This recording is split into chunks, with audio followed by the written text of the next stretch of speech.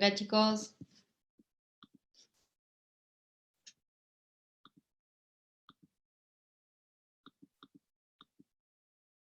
Hola, buenas noches. ¿Cómo andan? Buenas noches, profe. ¿Todo bien?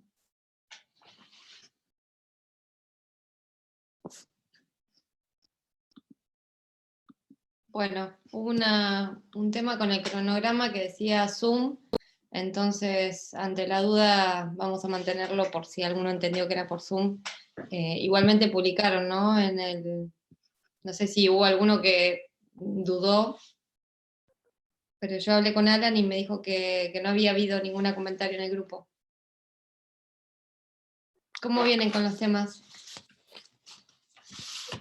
Justo el martes no tuvimos clases, se suspendieron por el Día del Estudiante, o sea que hoy tendríamos que ver los dos temas que nos tocaban ver el martes y hoy, que en realidad era un poco de derechos personalísimos, que yo entiendo que eso igualmente deben haber visto los videos que sube el doctor Pellier.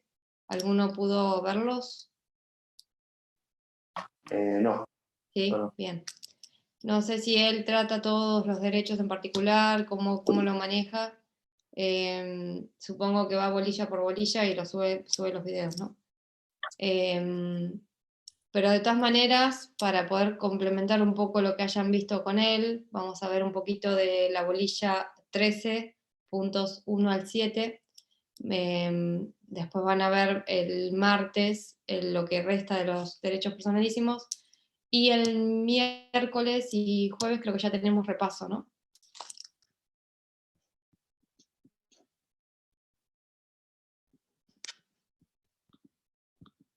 Bueno, la cuestión es que tendríamos que ver hoy, por lo que tenemos pautado, que no estaba igual en el cronograma, los puntos 1 a 7 de la bolilla 13, y si quieren que repasemos algún tema de toda la bolilla de persona, es el momento para hacerlo, ¿sí? No sé si alguno quiere que empecemos con ese, después veamos derechos personalísimos. Que hay algún tema que haya quedado en el tintero de la bolilla de persona.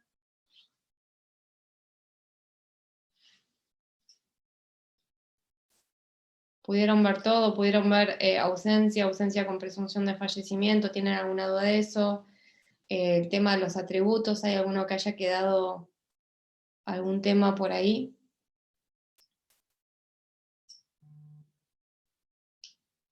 ¿No? Capacidad.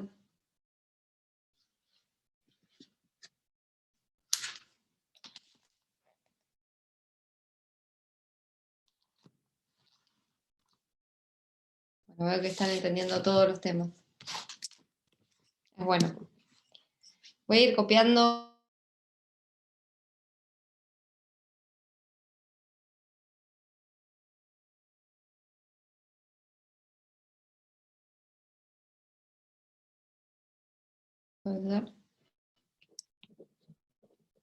Décole.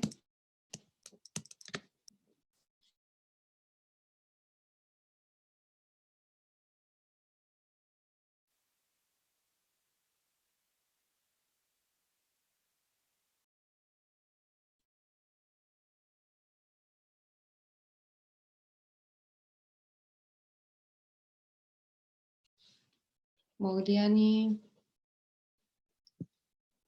Barney, Barney ya estaba, López, De Marco, Michilo. Puede ser que hay dos, Barney está dos veces, ¿no?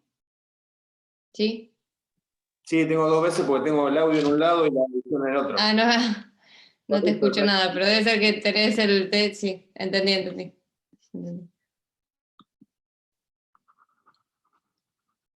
Bueno, tengo también a Vergara, a Dan. ¿Alguno más que no haya nombrado? Bueno, de última me van poniendo en el chat y después lo veo. Bueno, si no tienen ninguna duda, quieren podemos empezar con el tema de derechos personalísimos, y después piensen bien algunas preguntas que tengan de la bolilla de personas para que después pasemos a retomar alguno de esos temas.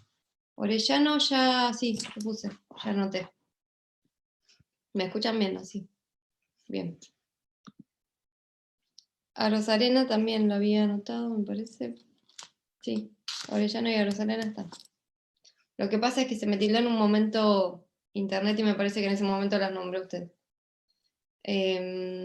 Bueno, les voy a compartir pantalla. Vamos a empezar con lo que es derechos personalísimos, que es un tema súper importante y súper interesante también, porque además todo el tema de derechos personalísimos ustedes van a ver que conecta con algunos de los temas que vieron de persona. Por ejemplo, cuando vean derecho a la vida, habrán visto que la gran discusión acerca de cuándo comienza la existencia de la persona se relaciona directamente con este derecho personalísimo a la vida. También todo lo que hace a la integridad física y que se relaciona con la ley de trasplante y de ablación de órganos, todos temas que a lo largo de la primera parte ustedes van viendo y van interconectando, o el cadáver, cuando hablamos de muerte, qué pasaba con el cadáver. Fíjense la importancia que tiene, y también ubicarnos digamos, en esto de la evolución histórica, pero no es para aburrirlos con un tema de evolución histórica, sino decir que es algo que, digamos, es un tema súper importante y hoy lo vemos como tan fundamental, pero que no fue visto a lo largo del tiempo como tan fundamental. De hecho, si pensamos en un tiempo no tan lejano y vemos las guerras que tuvimos que atravesó la humanidad, vemos que estos derechos personalísimos que son tan fundamentales no revestían la importancia o no se les daba la importancia que tienen hoy día. Y de hecho también la sensibilidad que causa este tipo de situaciones, este tipo de hechos históricos, hace que estemos también atentos a la protección de este tipo de derechos para que esto no vuelva a ocurrir. Por eso, luego de las guerras, se dejó un poco de lado ese derecho patrimonialista y desinteresado que habíamos visto digamos, en la época de Vélez y un poco antes, ¿no?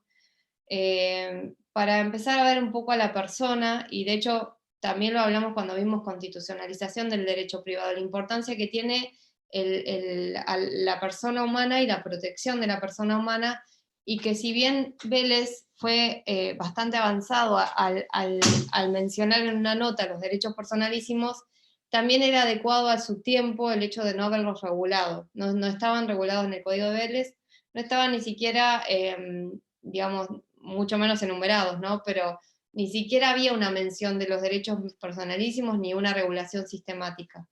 Esto recién aparece a partir de la reforma constitucional de 1994, cuando se incorpora a nuestros derechos todo estas normas supralegales que tienen por fin la protección de los derechos humanos, por todo esto que venimos hablando.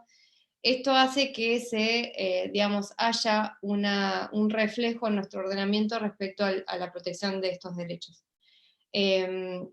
Ya les digo, a la época de Vélez no era, digamos, algo, digamos, reprochable que no esté regulado, porque era otro momento histórico y eran otras las prioridades en la regulación del código en ese momento. Sin embargo, hoy día no se concibe que haya un ordenamiento sin que mencione y tutele estos derechos, ¿sí? Pero yo acá lo que quiero que cuando estudien estos derechos personalísimos, siempre hagan una lectura supralegal, que lo interconecten con la regulación de los tratados internacionales, porque la Convención Americana de Derechos Humanos, el Pacto San José de Costa Rica, precisamente enuncia cada uno de estos derechos y no solo los enuncia, los enumera, sino que también los desarrolla.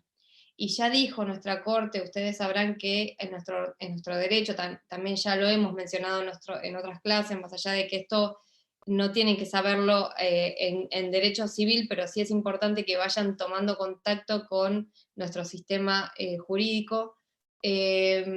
la Corte Suprema de Justicia de la Nación es nuestro máximo sistema y es el intérprete último de la Constitución Nacional. Entonces, es importante lo que diga la Corte. La Corte ya dijo que estos tratados internacionales que regulan los derechos personalísimos, no hace falta que haya una ley que lo traiga, digamos, que los baje a la realidad un poco, sino que son directamente operativos. ¿Y qué quiere decir que sean directamente operativos? ¿Qué se les ocurre? Si yo digo que las normas y los derechos personalísimos que consagra un determinado tratado es directamente operativo y no es programático. Que no necesita ningún tipo de regulación para poder ejercerlos. Para que Ay, no se te respete. escucho. Pará porque te veo. Ah, Bruseta, no te escucho. ¿Se escucha ahora? Sí. ¿Se escucha bien? Sí. A ver.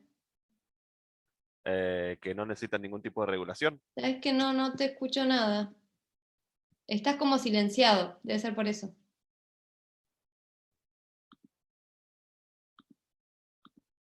A ver, para que ahí te solicito reactivar el audio. ¿Se escucha ahí? ¿Se escucha? Hola, hola.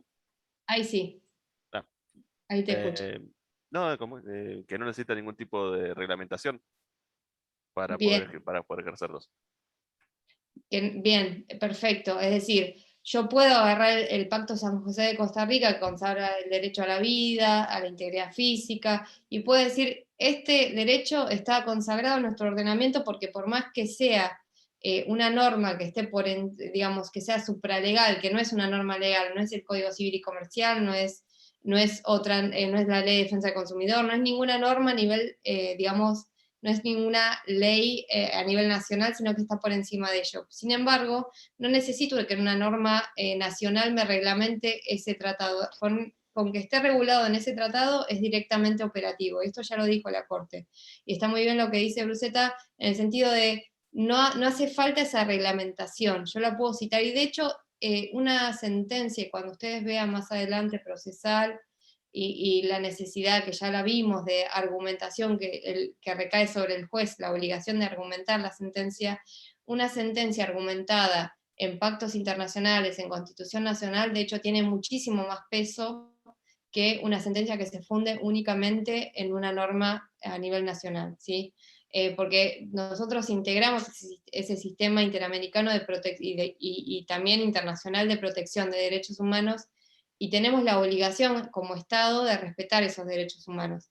De hecho, la Corte Interamericana de Derechos Humanos, que es también la que aplica el Pacto San José de Costa Rica, ha sancionado a diversos estados nacionales por el incumplimiento a ciertos derechos consagrados en ese Pacto San José de Costa Rica.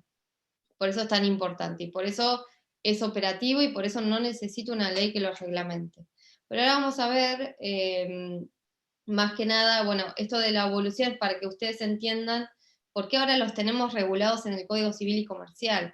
Es decir, a raíz de toda esta evolución doctrinaria, jurisprudencial, social, porque esto tiene que ver también con un cambio en la mentalidad de la sociedad, lo que hace el Código Civil y Comercial, y acá les recomiendo también que lean los fundamentos, es decir, bueno, necesitamos traer, digamos, reafirmar esta necesidad de proteger a los derechos personalísimos. Por eso hay una regulación sistemática, integral de esos derechos personalísimos, que complementa, obviamente que eso no sustituye en modo alguno lo que venimos diciendo que está regulado a nivel supralegal, sino que complementa, que trae, que baja un poco esta normativa de derechos personalísimos.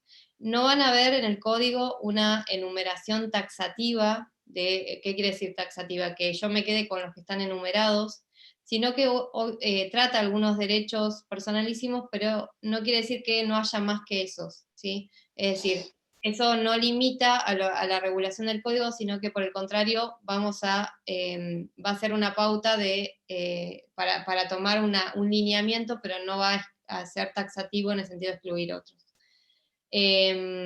Van a ver que los derechos personalísimos en el Código Civil y Comercial los regula van a ver que está como en el medio de los atributos de la persona. ¿Se acuerdan cuando hablábamos de atributos que yo les dije? hay una gran discusión acerca de si los derechos personalísimos son atributo de la persona o no. La mayoría de la doctrina argentina dice que no lo son, que son derechos subjetivos de una relevancia, digamos, suprema, pero que no son atributo de la persona, y sin embargo, por política legislativa se ha establecido en ese lugar del código. Pero eso no implica que sean atributos de la persona. Van a ver que esto es algo bastante criticado, que hayan sido ubicados en ese lugar, pero sin embargo, sí tenemos que aplaudir que estén la mención a estos derechos personalísimos. Ahora les voy a compartir pantalla. Profe, Sí, ¿te puedo hacer una pregunta? sí. Porque justo hoy estaba leyendo esto y en Rivera aparece como atributo de la persona los derechos personalísimos y no aparece el patrimonio. Bien. Es por No todo. van los derechos personalísimos y el patrimonio es un atributo. Ustedes en derecho van a ver mucho esto, que es un autor piensa esto, entonces lo fundamenta y lo argumenta en un sentido, y que después otro autor piensa otra cosa y lo argumenta y fundamenta en otro sentido.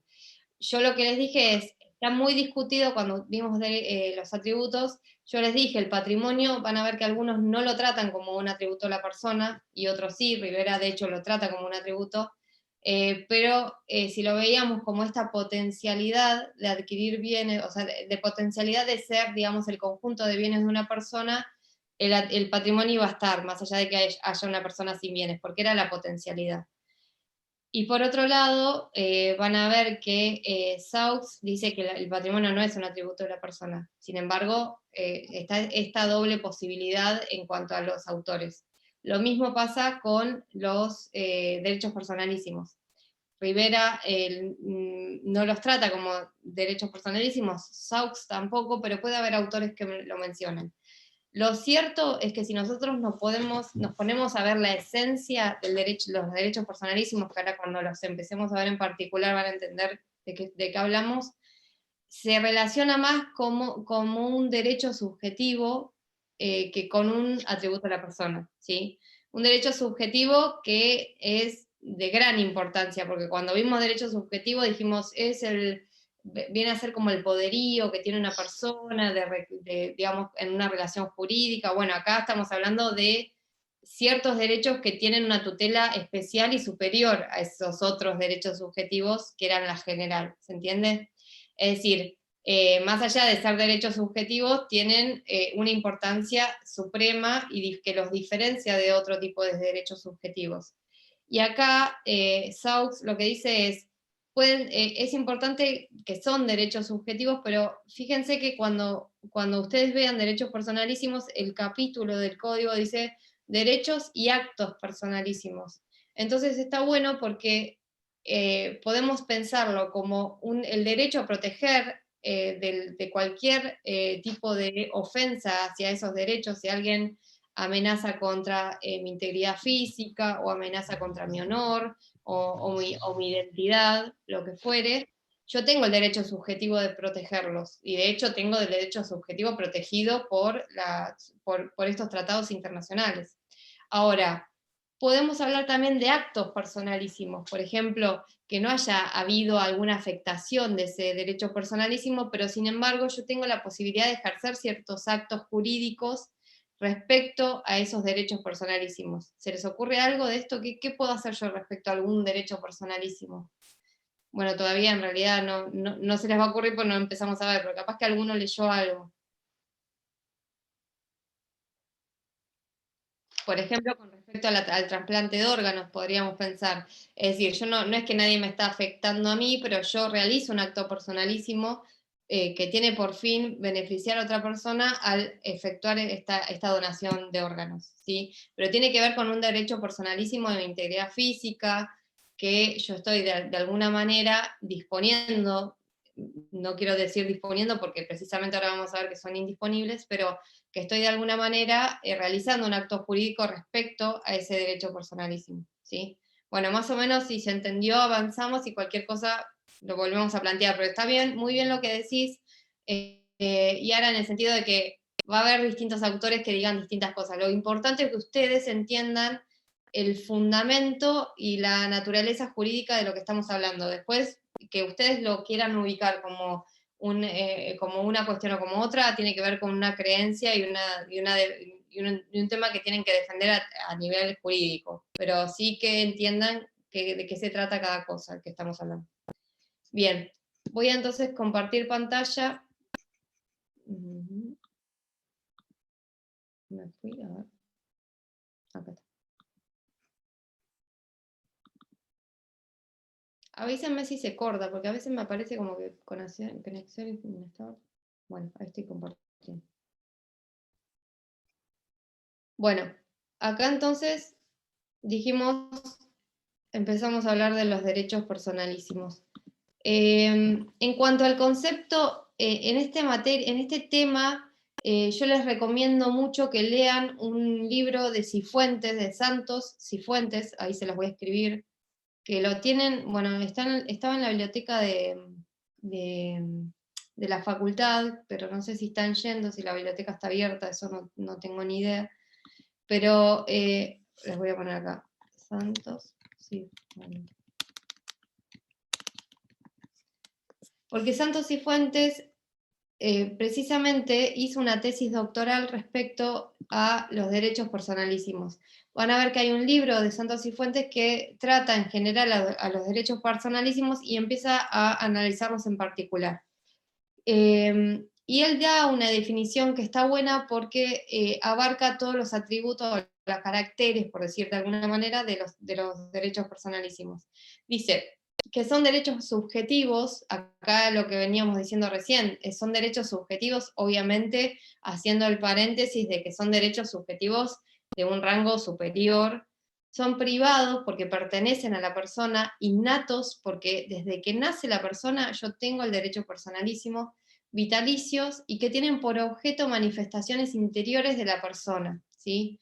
Acá hay algo que tiene que ver con una interconexión entre el derecho personalísimo y la interioridad de la persona que hace que yo no pueda escindir al derecho personalísimo de esa persona.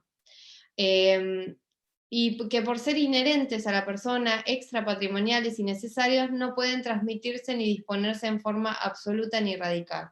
Y acá tiene que ver con lo que yo les decía recién respecto a la intransmisibilidad del derecho personalísimo. Ahí pasó, muy bien, Rosetta, el libro de Santos Cifuentes. Muy bien. No, son 3 hojas. Bueno, no es el libro entonces. Puede ser que sea la definición, ahora ahí vamos a entrar a ver si es eso que estoy diciendo. Bueno, de todas maneras, acá caracteres, acá tienen los caracteres.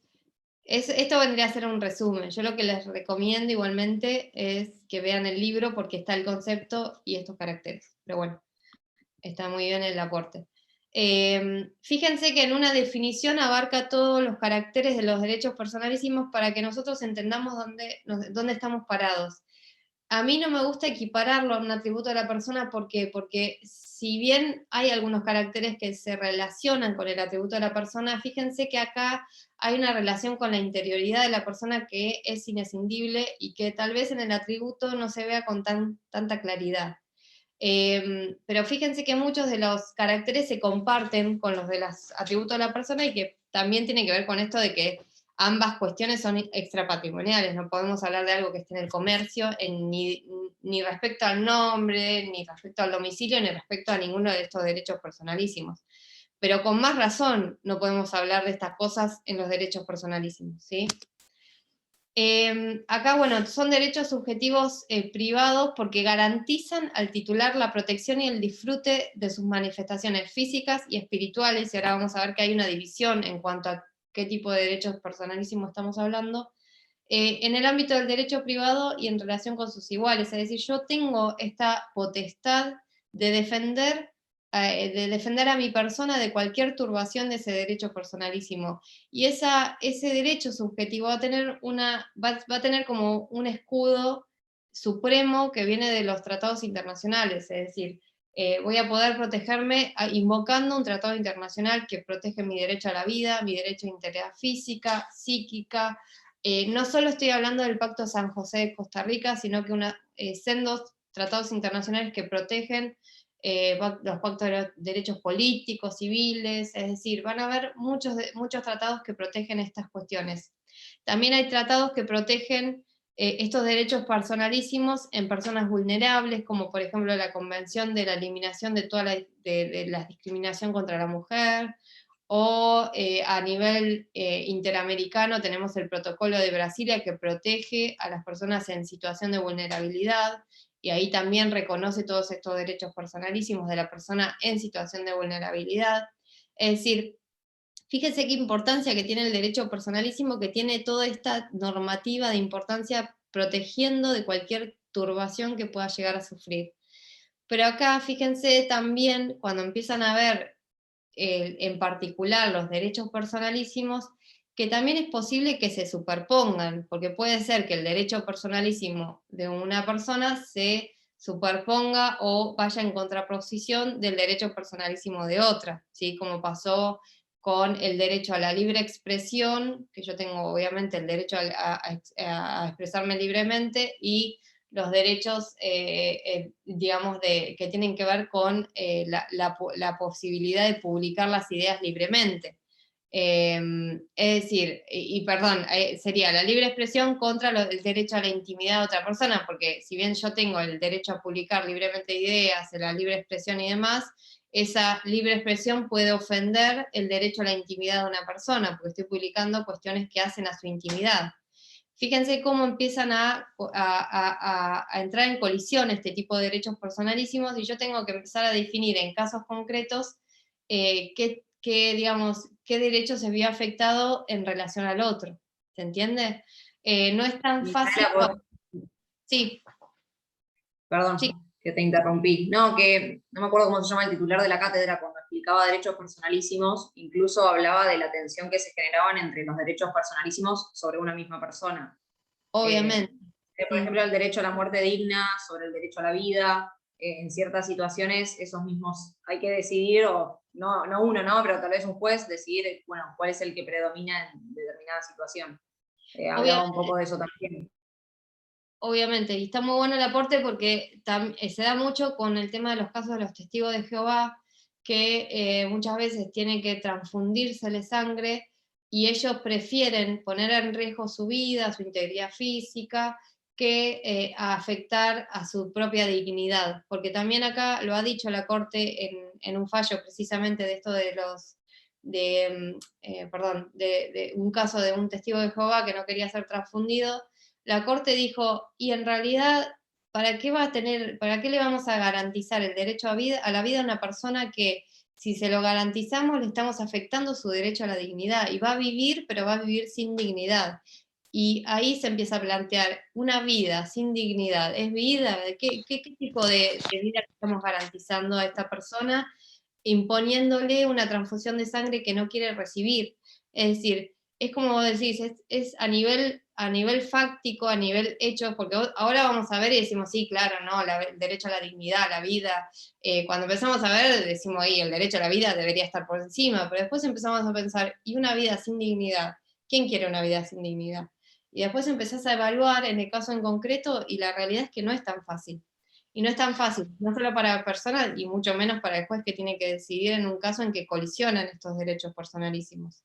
Porque no podemos hacer un orden de prelación, porque también, si hacemos un orden de prelación, puede que en un caso en concreto ese orden de prelación lo veamos injusto, ¿se entiende? Entonces, es necesario evaluar todas las circunstancias del caso para poder decidir en caso que entren en colisión. Hay un fallo que, si no me equivoco, pasó acá en Mar del Plata, donde dos padres no querían darle una transfusión de sangre a la hija, y bueno, creo que el juez tomó la decisión de hacerlo. Es un fallo, si no me equivoco, hace unos 10 años atrás aproximadamente. Así que los padres se oponían a que a su hijo le dieran una transfusión de sangre, y bueno, y sin embargo la justicia se opuso y fue favorable la transfusión de sangre hacia ese niño, ¿no? Perdón, Sergio, a mí se me cortó, seguro que fue a mí sola porque me apareció conexión inestable, pero sí, se da mucho en esos casos, en que en esos casos, claro, tienen que decidir los padres respecto a los menores.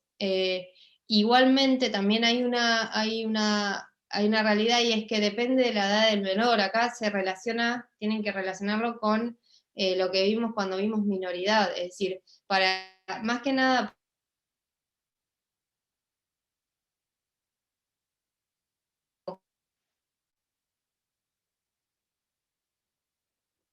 Se cortó. Que es un caso de un niño wichi que pertenecía a una comunidad wichi en Salta. Es un nene que tenía una enfermedad terminal muy, muy complicada, y que tenía que estar en tratamiento constante y en tratamiento muy invasivo para poder mantenerlo con vida, más allá de que tenía una posibilidad de vivir. Para poder prolongar esa vida tenía que hacer un tratamiento. Acá en este fallo es muy importante, muy, digamos, muy interesante. ¿Por qué? Porque dicen, bueno, hay que escuchar al menor. El menor tenía 8 años, hay que escuchar al menor, pero hay que escuchar al menor y que entienda lo que está pasando, porque acá van a ver que la ley de derechos del paciente dice que tiene que haber consentimiento informado, tiene que haber un consentimiento del paciente respecto a a la expresión de voluntad. Pero ese consentimiento informado implica que el paciente reciba la información de manera clara, precisa y acorde. Y cuando hablamos de acorde, tiene que ver que entienda realmente lo que le están diciendo y las consecuencias del tratamiento que se le está proponiendo.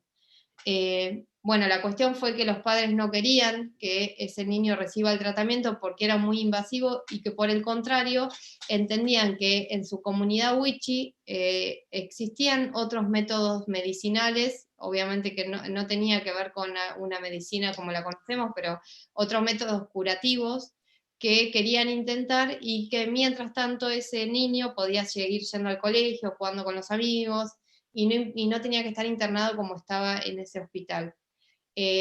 Bueno, acá en este fallo, una jueza de Salta lo que dijo es, hay que respetar nosotros tenemos una tolerancia de cultos, y hay que respetar también ese derecho a la dignidad y a la, digamos, a la cultura.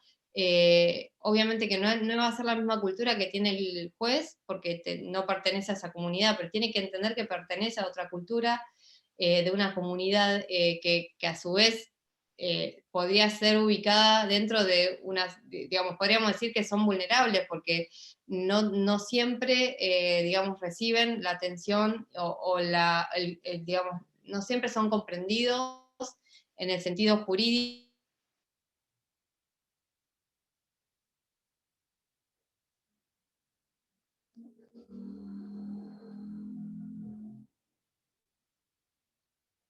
Y el nene no quiso hacer el tratamiento, los padres tampoco querían que el nene hiciera ese tratamiento, y lo que hizo la jueza es decir que no se lo podía obligar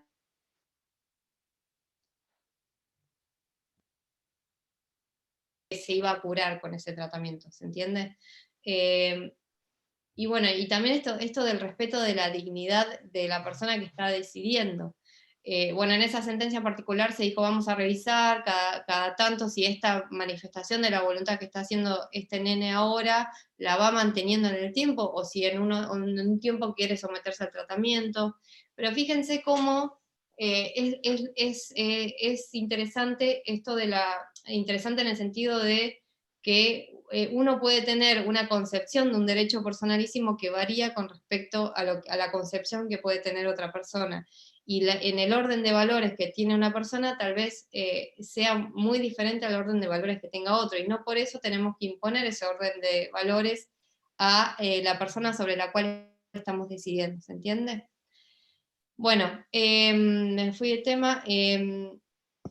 Bueno, esto ya lo vimos. Entonces el Código de Vélez también ya lo vimos. Les dije que no había una regulación sistemática de los derechos personalísimos, y que tenía que ver con esto de que era otro momento histórico. Fíjense que el artículo el 23.12 del Código de Vélez, en la nota decía que ya Vélez advertía, y era un avanzado en su momento, porque Vélez advertía que existían una serie de derechos importantísimos. Fíjense que dice, hay derechos y los más importantes, que no son bienes, acá no son bienes en el sentido de cosas materiales, que son derechos que tienen su origen en la existencia del individuo mismo, que pertenecen como la libertad, el honor, el cuerpo de la persona, etc. Fíjense que ya lo advierte Vélez, que existen estos derechos importantísimos, y que no se relacionan con cosas materiales. Acá estoy hablando de bienes en el sentido de material, porque Vélez lo concebía de esa manera, pero no son cosas materiales, dice Vélez, son más importantes que eso. Y el fundamento de por qué los incluimos hoy día en el Código Civil y Comercial y los tenemos en los artículos del Código es la necesidad de traer esta regulación supralegal que reconoció la Constitución en el año 94 a nuestro ámbito legal. Y tiene que ver con este proceso, no solo de constitucionalización del derecho privado, que ya lo venimos hablando un montón, y tiene que ver con esto de empapar al derecho privado, a las normas legales, con los valores y digamos, esas normas que están por encima, que son las normas constitucionales, y sino también con despatrimonializar, no tener ya una visión patrimonialista del derecho, sino que ir más allá y tender hacia la protección de la persona humana en sí. Los fundamentos establecen que esto es la derivación de la incorporación a la Constitución de los derechos supranacionales, perdón, del derecho supranacional de los derechos humanos. Ahora, son derechos subjetivos, y esta es la gran discusión que yo les decía recién. Para la mayoría de la doctrina son derechos subjetivos, y lo que dice Cifuentes es, son derechos subjetivos, pero que tienen una singularidad, porque se vinculan con valores tales como la dignidad, la autonomía, la autodeterminación de la persona humana. Es decir, tienen esta singularidad del objeto sobre el cual recaen, que tienen tanta importancia en la persona humana en sí. En cuanto a los caracteres, eso, bueno, el aporte también de la página que resumía lo que decía Santos y Fuentes, pero yo les recomiendo que busquen el libro, que tiene que estar también en algún lugar digitalizado. Fíjense que obviamente que son intransmisibles, hace a la esencia del derecho personalísimo que yo no pueda transmitir o vender o comercializar ese derecho personalísimo.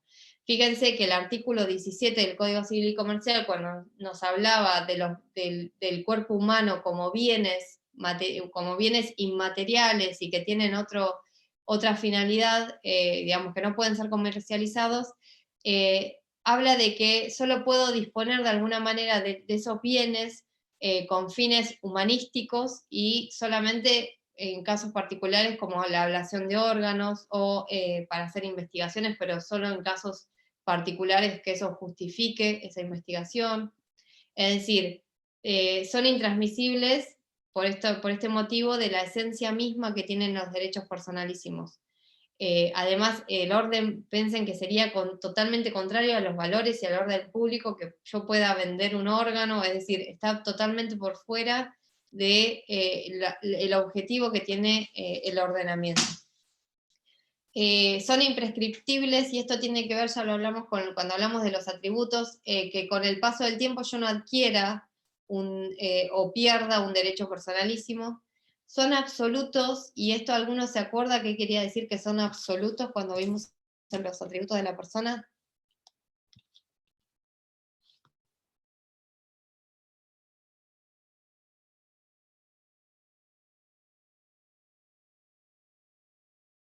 Bueno, esto quería decir que yo puedo oponer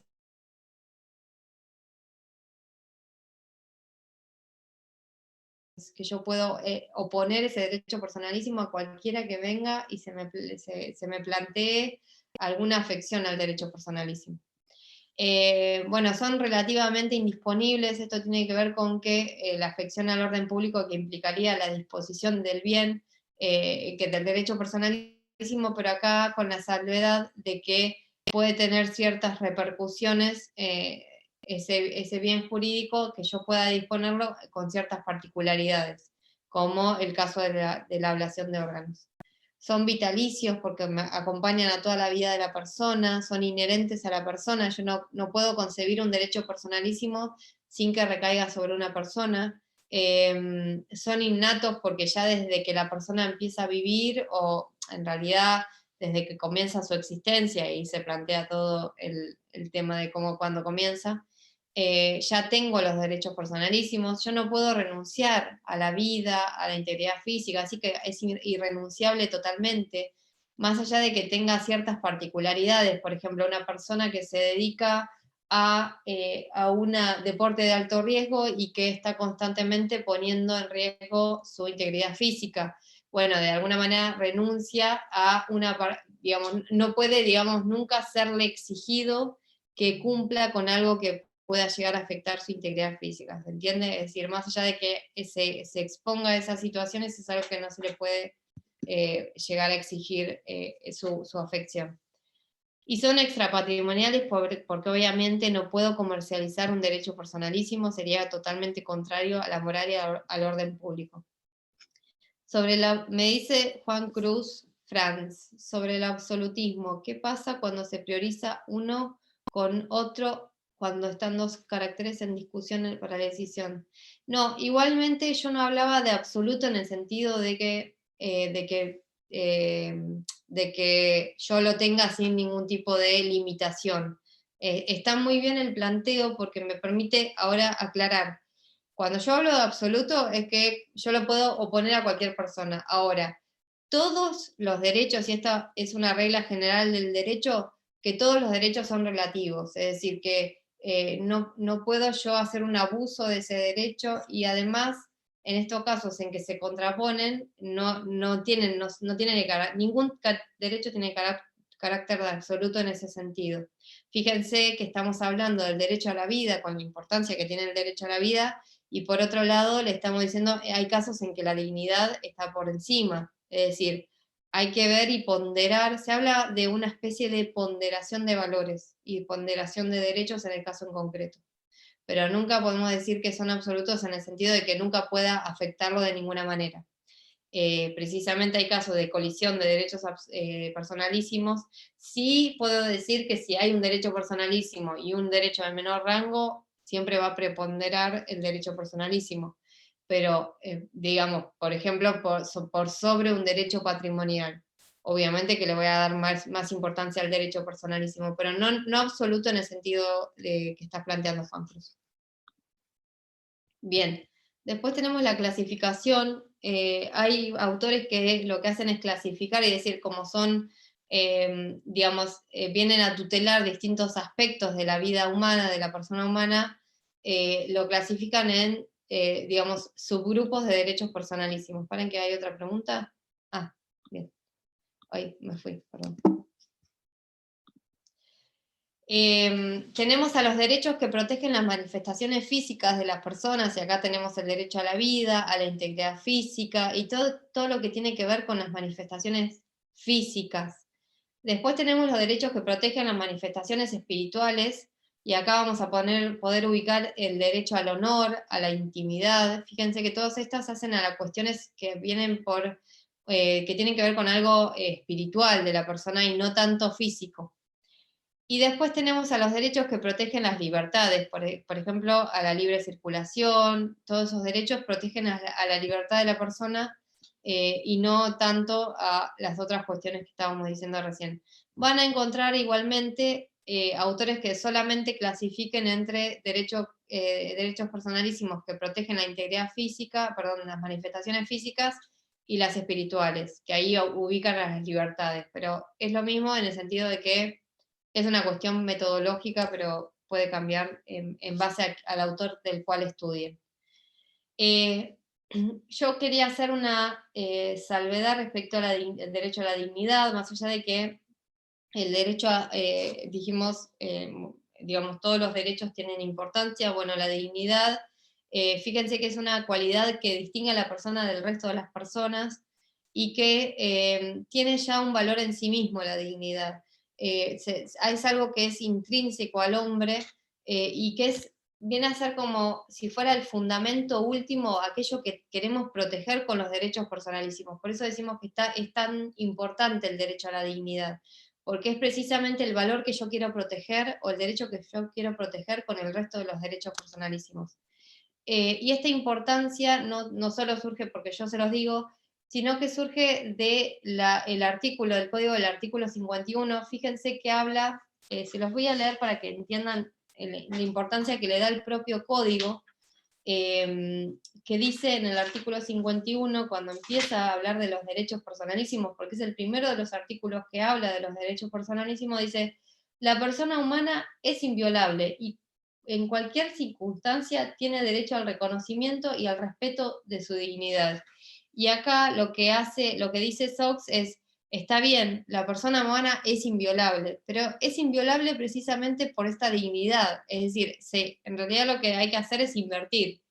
La inviolabilidad de la persona viene a cuenta de su dignidad, y ese es el valor que yo trato de proteger con los derechos personalísimos.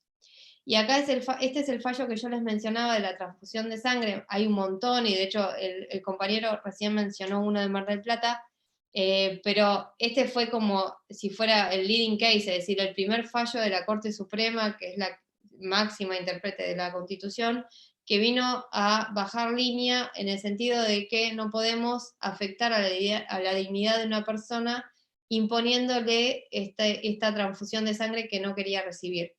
Y acá, esta frase que redacta la Corte en este fallo, me parece que es de suma importancia y que nos deja también una leyenda importante para lo que queremos buscar con estos derechos personalísimos. Fíjense que dice, el hombre es el eje y el centro de todo el sistema jurídico. Es decir, acá fíjense que además el año, porque estamos hablando de 1993, todavía no había llegado la reforma de 1994 a la Constitución, y sin embargo ya se había visualizado que ya no estábamos hablando de un tema patrimonialista, sino estábamos diciendo, acá el eje de toda la protección del ordenamiento jurídico tiene que ser la persona humana, tiene que ser el hombre.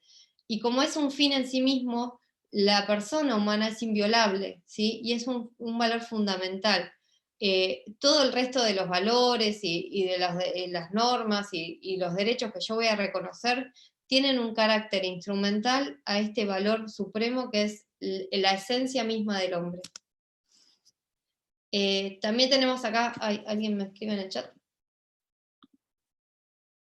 La eutanasia sería otro ejemplo del derecho a la dignidad por sobre el derecho a la vida. Claramente, sí, Gabriel, porque acá se plantea mucho más allá de que hay que evaluar el caso en concreto. En nuestra regulación y en la Ley de Derechos del Paciente y el Código Civil y Comercial establecen la libertad de la persona para decidir respecto de cualquier tratamiento que tenga que recibir. Entonces, si hay un tratamiento invasivo que prolonga la vida innecesariamente y digamos que no tiene ninguna finalidad de curación, sino solamente el prolongar la vida en un estado en que para esa persona esa vida no es digna, eso entra en colisión con el derecho a la vida, pero a su vez es una decisión de la persona, ¿sí? De la persona o de las personas autorizadas para tomar esa decisión si es que la persona no puede expresar su consentimiento.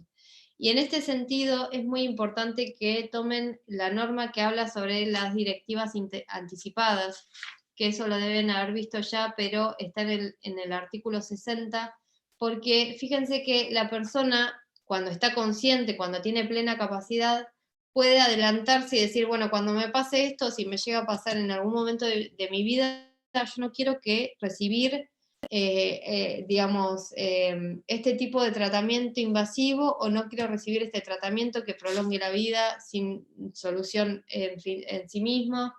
Es decir, la persona es la que va a decidir. Y acá también traigan a colación todo lo que hablamos cuando hablamos de menores, porque si bien el menor en ciertos casos de tratamientos invasivos no va a poder decidir, siempre se lo va a escuchar, siempre lo tengo que escuchar y siempre tengo que ver qué es lo que dice. Y si son tratamientos no invasivos, de hecho, va a ser el que decida, en fin, respecto a estas cuestiones. Pero sí, muy bueno el aporte respecto de la conexión con la eutanasia. Después tenemos el derecho a la vida, que si bien no hay una norma expresa en nuestro ordenamiento que diga que tenemos el derecho a la vida, porque es sobreabundante, la Constitución Nacional en el artículo 18, que prohíbe ciertas prácticas que afecten contra la vida, lo regula. También lo regula el Pacto San José de Costa Rica en el artículo 4. Fíjense que el artículo 4 dice: toda persona tiene derecho a que se respete su vida. Fíjense esto de la Convención Americana de Derechos Humanos, que es lo que yo también nombro como Pacto San José de Costa Rica, que está adherido, digamos, y está reconocido por el artículo 75, inciso 22 de la Constitución Nacional. Léanlo, porque ahí tienen los derechos personalísimos enumerados y tienen el desarrollo de cada derecho en particular. Y el artículo 4 dice esto: toda persona tiene el derecho a que se respete su vida y que nadie puede ser privado de la vida arbitrariamente. Obviamente que acá se interconecta con esto de cuándo empieza a existir la persona. Necesariamente el artículo 60 es aquel que permite la disposición de órganos una vez fallecida la persona, o me fui de canal. No, te fuiste de canal. El 60 es el de la directiva anticipada. El que, no sé, que permite la disposición de órganos, tenemos la ley de ablación y trasplante de órganos en específico, y el artículo 17 que habla sobre el cuerpo humano como un bien, y después tenemos el artículo 59 que habla del consentimiento para los tratamientos o para las investigaciones en seres humanos, el 58, el 59, pero... no, ya sé cuál decís vos, porque acá estoy con el código. Los actos de disposición sobre el propio cuerpo debe ser, que es el 56, y habla de la ablación de órganos, y eso se remite a la ley de trasplante de órganos, que les dije que era muy importante que lean en ciertos aspectos, ¿sí? Hola, profe, disculpa. Sí, Juan Cruz. No, yo hablo, suponete que una vez que la persona fallecida, que pueda, no sé, un cuerpo médico utilizar mis órganos para otra persona. Yo puedo generar una directiva anticipada. Sí, se tienen que dar los casos que hablábamos cuando hablábamos la clase pasada, de que sea en el momento justo para que sea posible la ablación y el trasplante. Y recuerde que dijimos, se presume el consentimiento, salvo que se haya manifestado negativamente. Pero sí tiene que ver con todo esto. Y la directiva anticipada tiene que ver con esta manifestación.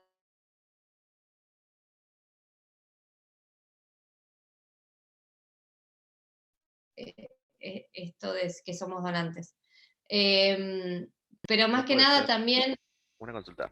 ¿No puede ser en el caso de la renovación de documento que preguntan si querés ser donante? Ahí puedes decir, claro. O sea, podría considerarse eso. Claro, porque cuando...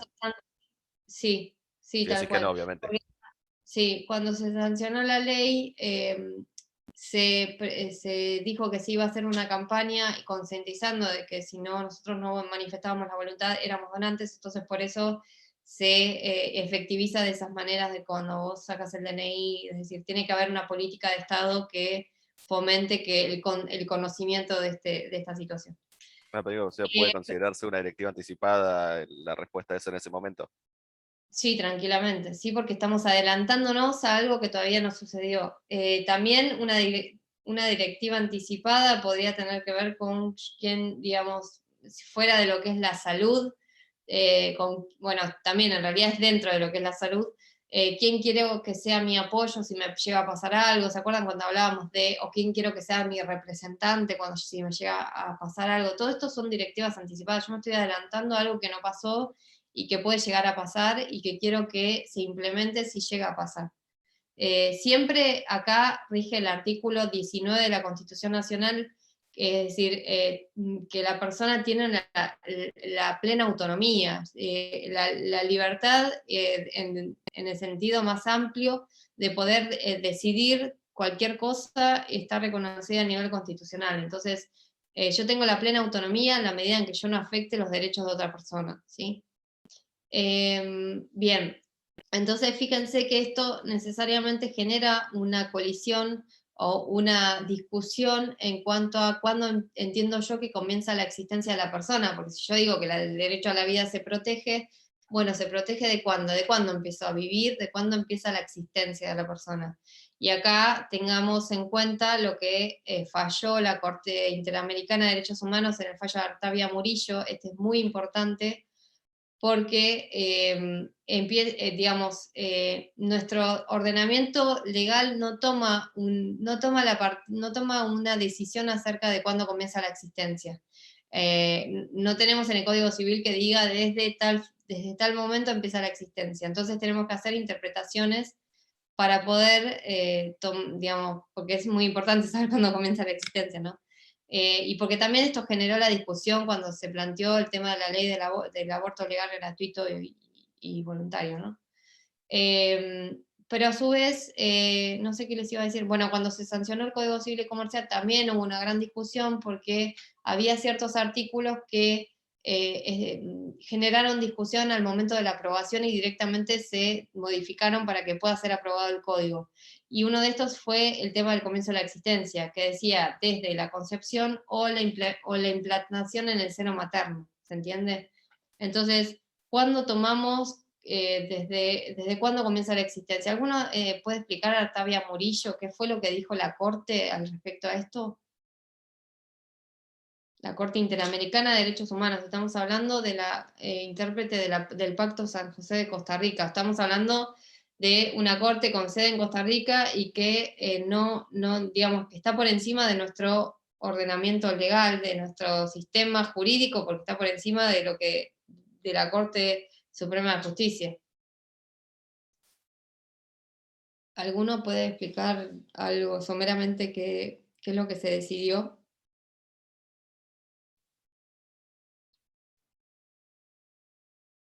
¿No? Bueno. La Corte lo que dijo en este caso, que en realidad viene a cuenta de que se había sancionado un decreto, después se dio de baja, y la realidad es que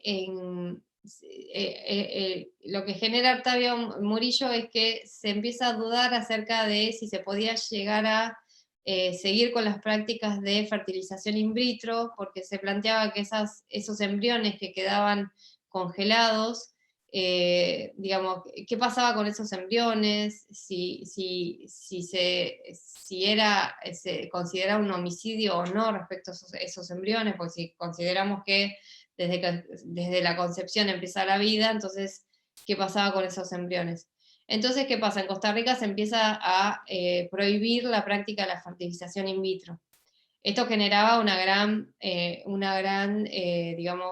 afección a los derechos de la persona que querían formar una familia y que habían empezado de hecho a hacer tratamientos porque se les empieza a vedar esta posibilidad. La gente que empieza a viajar para hacer esa práctica en otros países, pero a su vez entraba en colisión el derecho a la vida supuesta de estos embriones y el derecho a la familia, a la formación de familia respecto a estas personas que querían hacer la fertilización in vitro.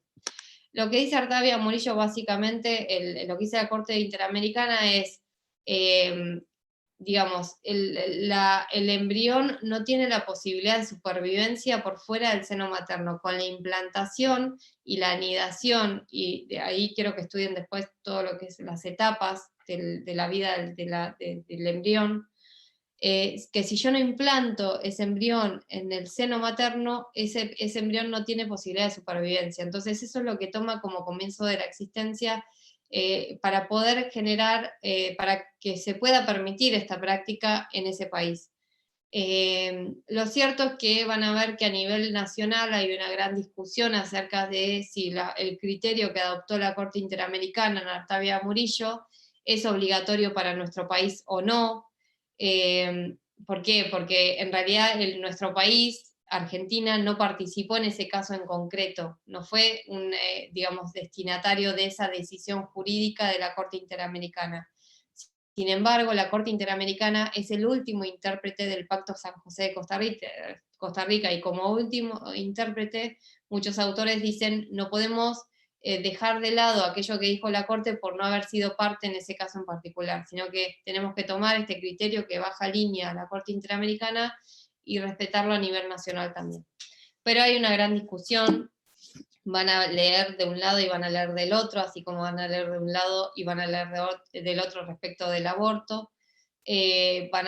Obviamente que todas las posturas son respetadas en la medida en que sean fundadas, pero lo cierto es que esta decisión de la Corte en cierta medida baja línea en cuanto a cuál es la interpretación. Es un fallo larguísimo, no les voy a decir que se lo lean entero porque realmente es larguísimo, pero si ustedes entran a la página de la Corte Interamericana tienen el resumen de cada fallo, así que pueden leer por lo menos los argumentos que usa la Corte para poder fundar, y además digamos, van a poder leer un resumen de los hechos y un resumen de los fundamentos, que está bueno que lo lean para tenerlo en cuenta para el examen.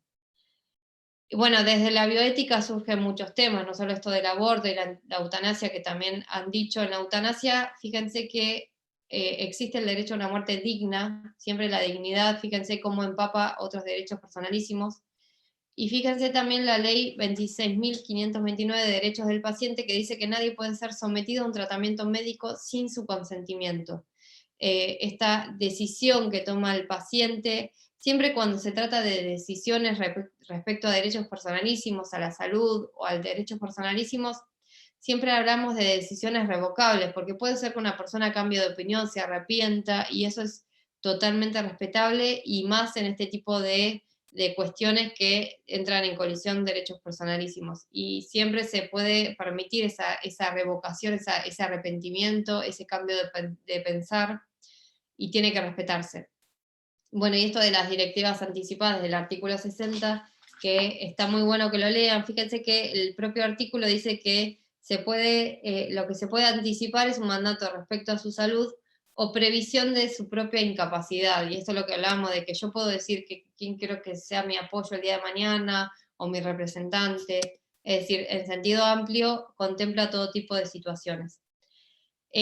Acá, cuando hablamos del derecho a la integridad física, necesariamente tenemos que tener en cuenta el artículo 17, porque más allá de que lean el Pacto San José de Costa Rica, cuando habla del derecho a la integridad física, que tiene que ver con esto de respetar, obviamente, una cuestión física de la persona y no afectarlo con ninguna lesión, ni con nada.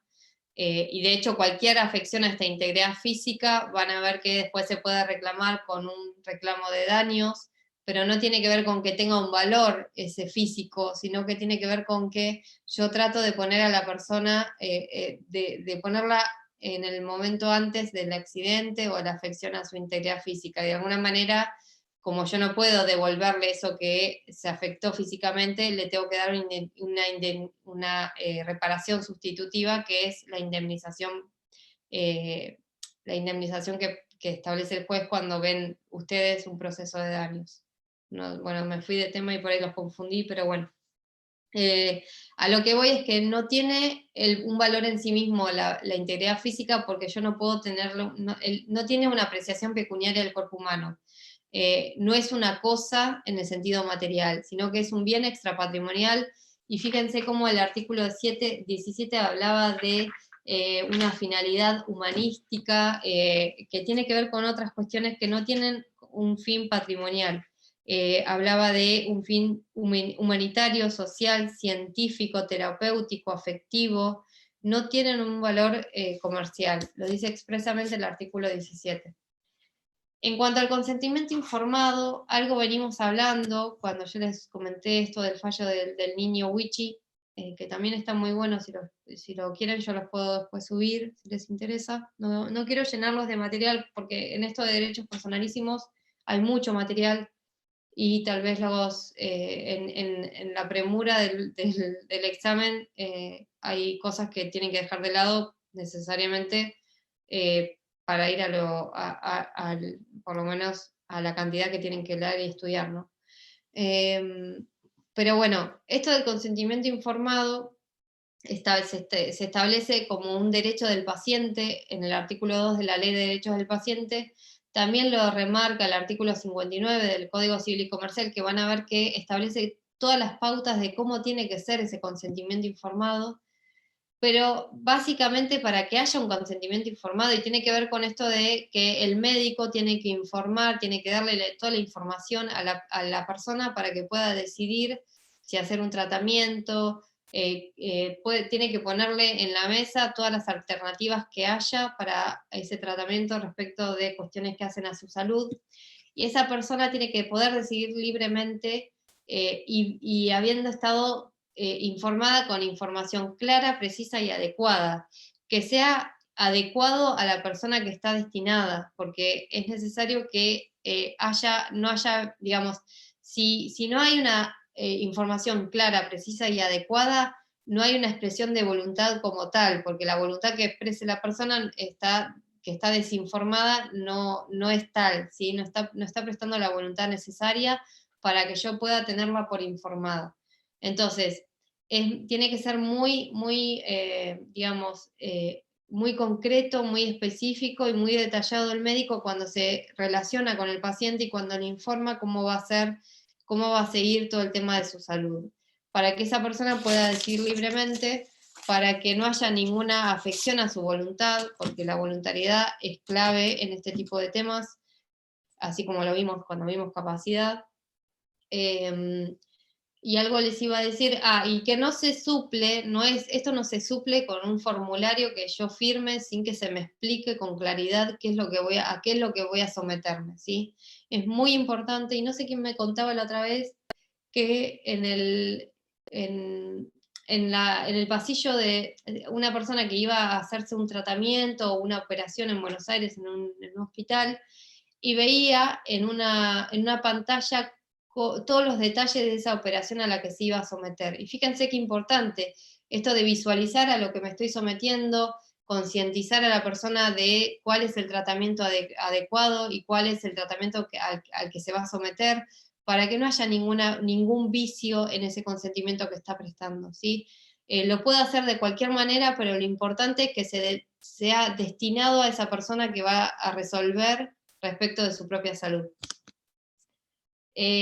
Bueno, después léanse el artículo 56, que habla de todos los actos de disposición del propio cuerpo, que remite a la ley de ablación de órganos. Bueno, todo esto ya lo vimos. La ley 24.193 es la ley de ablación y donación de órganos.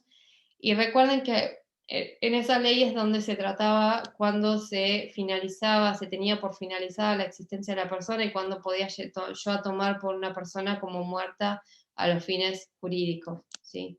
Por eso también es tan importante. Bueno, después tienen el cadáver, que ahí lo tienen en la bolilla, tiene que ver con el cuerpo cuando deja la persona de existir, obviamente que es un bien que está por fuera del comercio, y todo lo que hace a las exequias, que tiene que ver con la disponibilidad del cadáver, obviamente que la persona es plenamente capaz para disponer de la manera que quiere que se realice su exequia, su inhumación. Y también respecto a lo que decíamos recién de la ablación de órganos, todo esto tiene una libre voluntad de poder manifestarse respecto a cómo quiere que sucedan los hechos cuando esa persona deje de existir, ¿sí?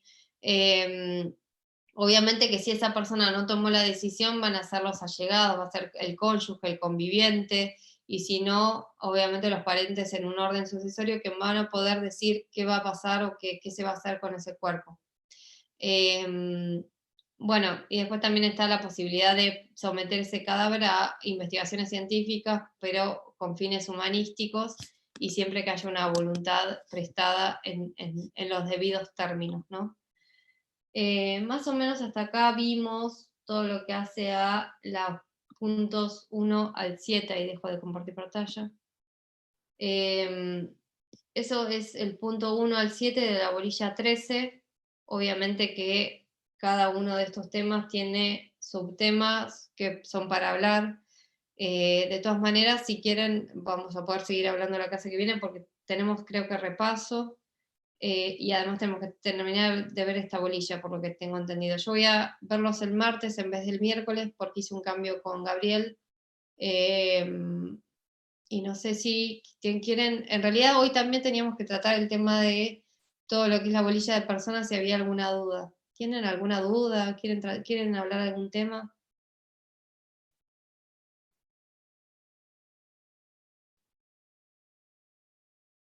¿no?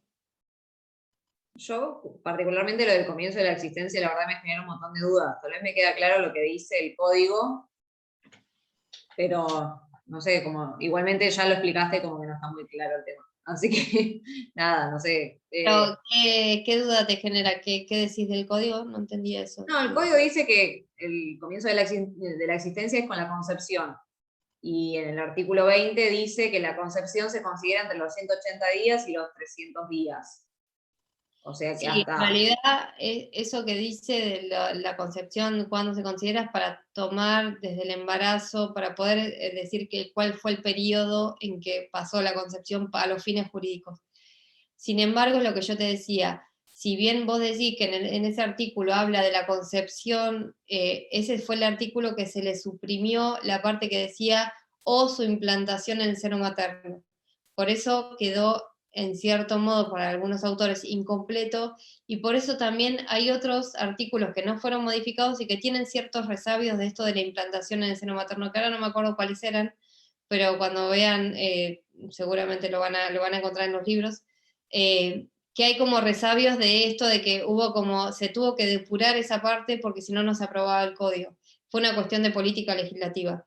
Sin embargo, más allá de lo que diga el código, lo que dicen los que defienden esto de que comienzo la existencia empieza con una etapa más avanzada que la concepción, lo que dicen es hay que tomar Artavia Murillo, ¿sí? Y de hecho, si nosotros tomamos a la concepción, también esto nos afecta a la decisión que tomemos respecto a si el aborto puede ser legal o no. Por eso también es un tema muy ríspido y muy discutido desde muchos ámbitos, pero en realidad los que defienden esto de que no sea solo en la concepción, se toman de Artavia Murillo y dicen, bueno, acá nos está bajando línea la Corte Interamericana y en ese caso no podemos dejar de lado lo que está diciendo, ¿sí? Y de hecho, perdóname, y si nos preguntan algo respecto, más allá de la postura que pueda tener cada uno, ¿no? ¿Qué respondemos? Digo, no sé. Claro. Artavia Murillo para mí es muy claro el fallo en cuanto a los fundamentos. Yo creo que le dan los fundamentos. Cómo toma el tema de la supervivencia y cómo también es muy importante porque ahí habla del tema de los derechos personalísimos. No solo el derecho a la vida, sino el derecho a la vida familiar, a la sexualidad. Es decir, fíjense todos esos derechos que entran en colisión y cómo los ordena la Corte Interamericana en Artavia Murillo. Yo no les puedo decir que tomen una postura, pero sí que fundamenten por qué para ustedes Artavia Murillo no se aplica a nuestro derecho, o porque sí. También hay un artículo que está bueno de Kemelmacher, que si quieren lo busco y lo subo, porque en un momento también que había generado una discusión en alguna comisión, yo lo subiera bastante claro, así que se los voy a buscar. Recuérdenme si no lo subo. Pero básicamente es lo importante más que nada, más que tengan cuándo comienza la existencia, es que tengan toda esta discusión en mente, todos estos derechos personalísimos que entran en colisión, ¿sí? El derecho a la vida, a la vida familiar, desde cuándo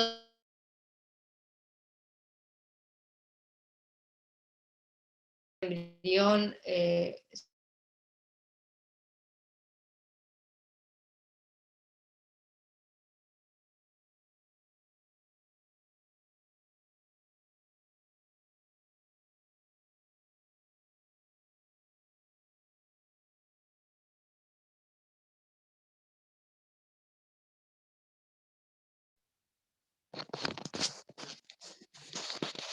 No sé a quién se le cortó, pero pensé que... Sí, parece que se le cortó.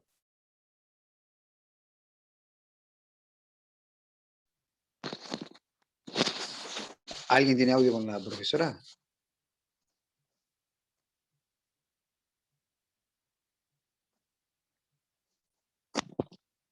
Se cayó.